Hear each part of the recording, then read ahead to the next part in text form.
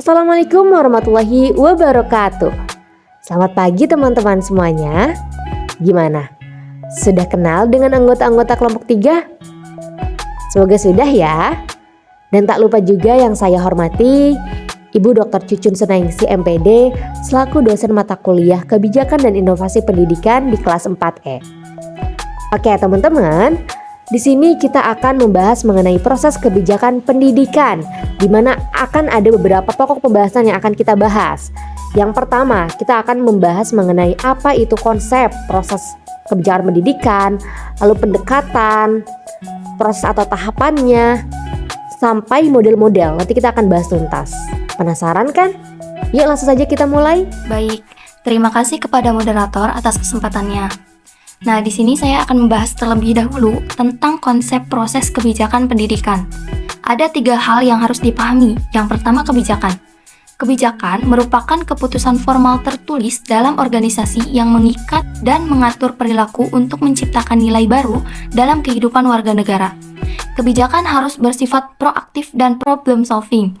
Sering digunakan oleh organisasi pemerintah dan terkait dengan tindakan politis. Berbeda dengan hukum dan peraturan, kebijakan lebih adaptif, interpretatif, dan dapat mempertahankan ciri lokal. Kebijakan mencirikan proses lokal khas dengan fleksibilitas dalam penerapannya serta memberikan ruang untuk menginterpretasikan detail-detail yang ada. Yang kedua, kebijakan pendidikan. Kebijakan pendidikan adalah aktivitas politik yang diselenggarakan oleh organisasi atau lembaga pemerintah untuk memecahkan masalah pendidikan dan mencapai keputusan sesuai tujuan. Kebijakan ini berlaku sebagai pedoman dalam sistem pendidikan, muncul sebagai respons terhadap permasalahan pendidikan dan kesenjangan antara penyelenggara pendidikan dengan tujuan pendidikan. Kebijakan pendidikan melibatkan aktivitas merumuskan langkah dan tahapan dalam penyelenggaraan pendidikan, serta terkait dengan efektivitas dan efisiensi anggaran pendidikan. Lalu yang ketiga, yaitu proses kebijakan pendidikan. Proses kebijakan pendidikan merupakan serangkaian langkah kompleks yang dimulai dengan identifikasi masalah dalam sistem pendidikan. Setelah itu, langkah berikutnya adalah merumuskan kebijakan yang sesuai untuk mengatasi masalah dengan melibatkan berbagai pemangku kepentingan. Setelah diusulkan, kebijakan diambil keputusan oleh pihak berwenang melalui diskusi dan pertimbangan. Tahap implementasi melibatkan alokasi sumber daya dan langkah-langkah lainnya untuk menjalankan kebijakan dengan efektif. Pemantauan dan evaluasi terhadap implementasi kebijakan penting untuk menilai efektivitas dan memungkinkan penyesuaian yang diperlukan. Dengan siklus yang berulang, kebijakan pendidikan harus diperbarui dan disesuaikan dengan perkembangan dalam masyarakat, teknologi, dan kebutuhan pendidikan untuk memastikan keberlangsungan dan relevansinya dalam mencapai tujuan pendidikan. Jadi, perlu kita ketahui bahwasannya konsep proses kebijakan pendidikan mencakup langkah-langkah dalam pembuatan, implementasi, dan evaluasi kebijakan pendidikan. Ini melibatkan identifikasi masalah, penelitian, perumusan kebijakan, penetapan tujuan, implementasi kebijakan, dan evaluasi dampaknya. Proses ini berpusat pada perencanaan sistematis untuk meningkatkan kualitas pendidikan dan mencapai tujuan tertentu dalam konteks kebijakan pendidikan. Selanjutnya, saya akan menjelaskan pendekatan proses kebijakan pendidikan. Yang pertama yaitu pendekatan social demand approach. Dalam perumusan kebijakan ini, pendidikan berfokus pada aspirasi, tuntutan, dan kepentingan masyarakat.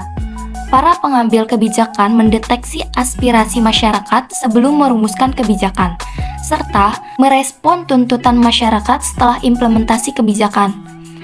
Partisipasi warga dari berbagai lapisan masyarakat diharapkan baik pada perumusan maupun implementasi kebijakan pendidikan.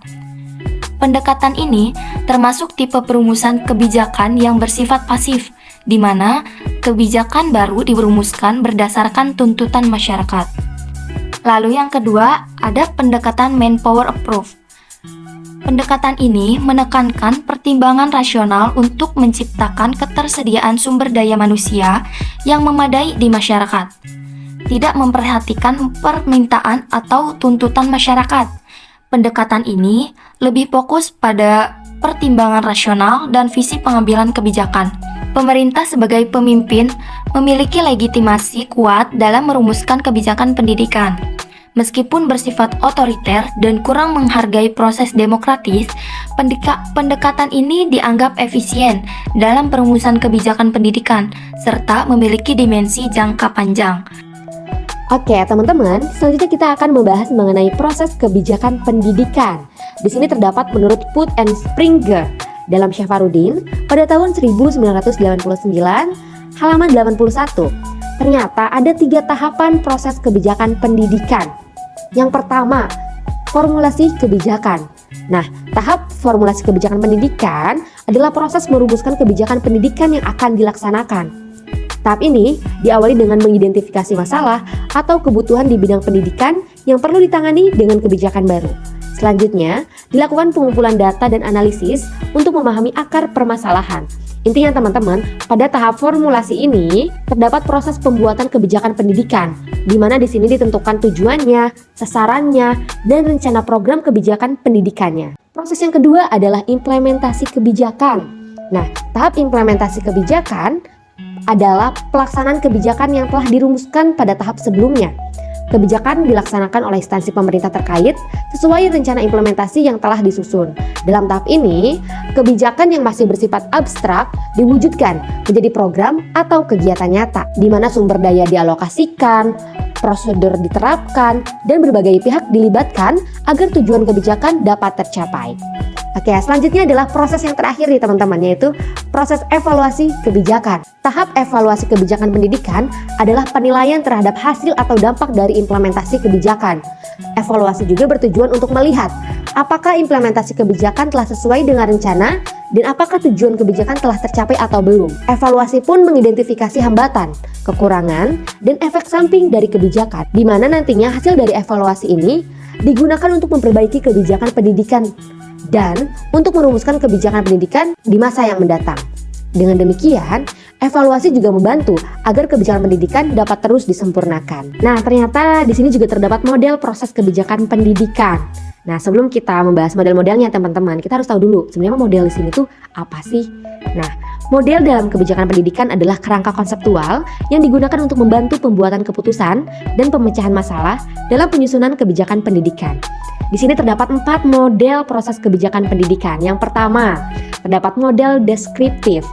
Model deskriptif adalah model yang bertujuan untuk menggambarkan atau menjelaskan kondisi nyata di lapangan terkait dengan kebijakan pendidikan. Model ini melakukan pemetaan dan deskripsi terhadap kondisi existing pendidikan saat ini tanpa memberikan rekomendasi kebijakan. Contoh penerapan model deskriptif misalnya menggambarkan apakah sarana-prasarana, kurikulum, dan tenaga pengajar di sekolah-sekolah saat ini telah mencukupi dan memadai untuk mendukung proses pembelajaran atau masih kurang. Model ini juga hanya memetakan apa adanya di lapangan, tetapi belum memberikan rekomendasi perbaikan. Nah, selanjutnya yang kedua terdapat model normatif. Model ini tidak hanya menggambarkan kondisi nyata, tapi juga memberikan rekomendasi kebijakan terbaik berdasarkan kondisi ideal yang diharapkan. Contoh penerapannya adalah model normatif bisa menentukan kapasitas layanan pendidikan, alokasi waktu, dan manfaat yang paling optimal untuk dicapai melalui kebijakan tertentu. Model ini juga membandingkan kondisi nyata dengan kondisi ideal yang diinginkan. Ketiga, terdapat model verbal. Model verbal didasarkan pada penilaian akal sehat untuk memberikan rekomendasi kebijakan pendidikan. Model ini mengandalkan penjelasan dan rekomendasi secara verbal, bukan menggunakan data atau rumus kuantitatif. Nah, di sini juga terdapat kelemahan model ini, teman-teman, yaitu rekomendasi yang diberikan bersifat kualitatif dan samar-samar sehingga sulit untuk dipahami serta dikritisi secara mendalam. Yang keempat, terdapat model simbolis. Model simbolis menggunakan persamaan, formula atau simbol-simbol matematika untuk memodelkan hubungan antar variabel kunci dalam permasalahan kebijakan pendidikan. Model ini mampu memodelkan hubungan yang kompleks secara akurat. Namun, model simbolis sulit dimengerti oleh orang awam, teman-teman, karena menggunakan bahasa matematika dan simbol-simbol. Lalu, hasil dari model ini juga sulit diinterpretasikan secara langsung dalam pengambilan keputusan kebijakan pendidikan dan tentunya membutuhkan kemampuan matematis tinggi untuk memahaminya. Halo teman-teman, tadi kita sudah bicara mengenai 4 model kebijakan pendidikan ya. Namun ternyata ada pendapat lain nih yang menyebutkan bahwa model-model kebijakan pendidikan juga terbagi menjadi 7. Apa aja itu? Yang pertama yaitu ada model kelembagaan, bicara tentang model kelembagaan. Teman-teman pasti tahu dong apa itu kelembagaan? Ya, benar. Jadi model ini mengatakan bahwa pemerintah ini memiliki wewenang dalam membuat sebuah kebijakan dan masyarakat harus menaatinya. Dengan kata lain, masyarakat ini dipaksa untuk melaksanakan kebijakan yang telah dibuat oleh pemerintah. Namun, di balik itu tentunya model ini memiliki kelebihan dan kekurangan.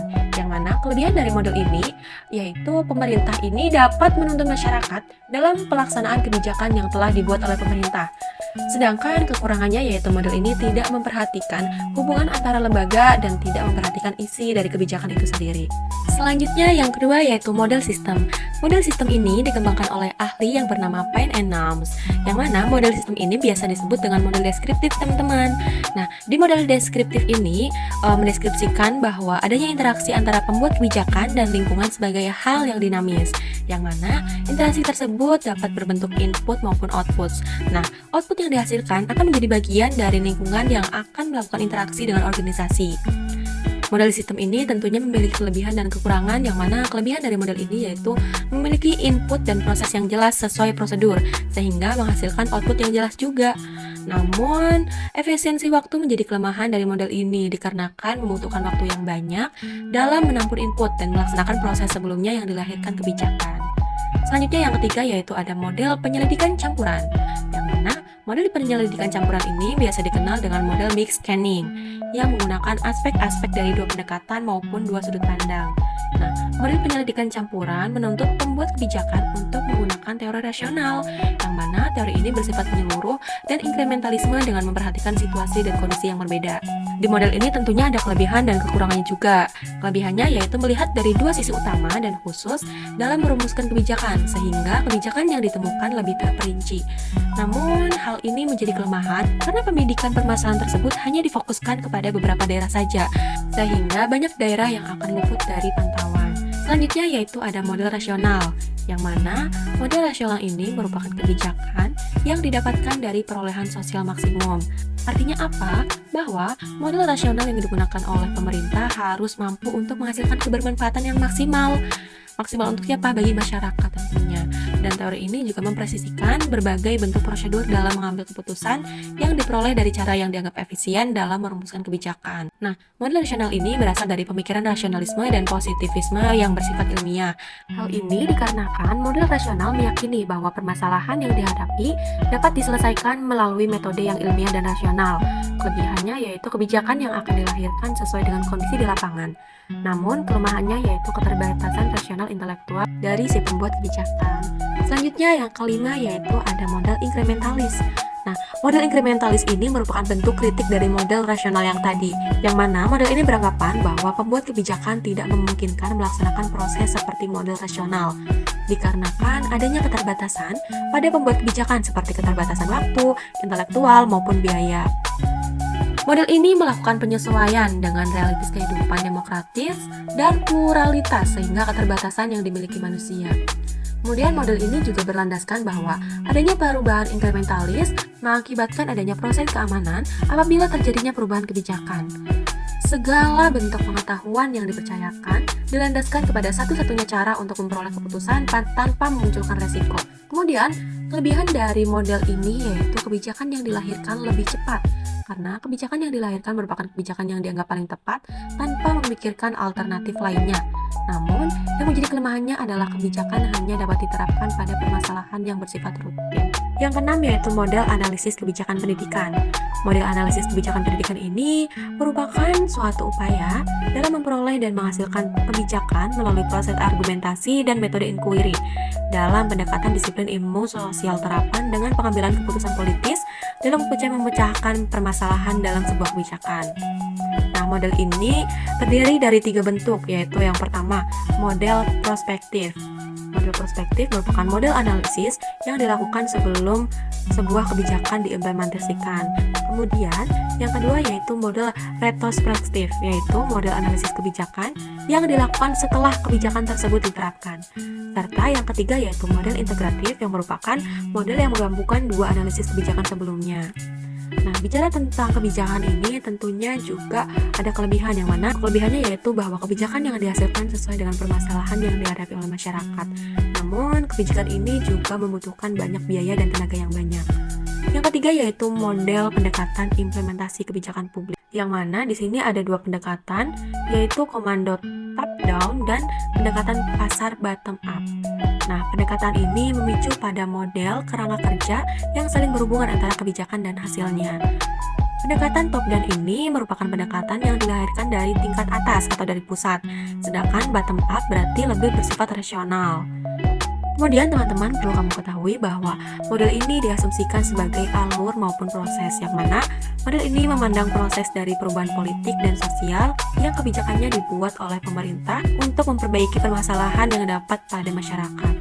Maka dapat kita simpulkan bahwa penerapan model ini harus disesuaikan dengan kebutuhan serta tujuan yang akan dicapai dalam pengimplementasian di dunia pendidikan. Itulah tadi 7 dari model kebijakan pendidikan. Dari penjelasan mengenai model perumusan kebijakan pendidikan, dapat kita lihat bahwa ternyata banyak sekali model yang bisa kita gunakan dalam merumuskan kebijakan pendidikan. Masing-masing model memiliki kekuatan dan kelemahan yang bisa kita maksimalkan agar dapat melahirkan kebijakan yang tepat dengan sasaran. Sekian dari saya terima kasih. Saya kembalikan kepada moderator. Oke, baik teman-teman, sekian pembahasan dan penjelasan dari kelompok 3. Semoga bermanfaat untuk kita semua. Terima kasih. Wassalamualaikum warahmatullahi wabarakatuh.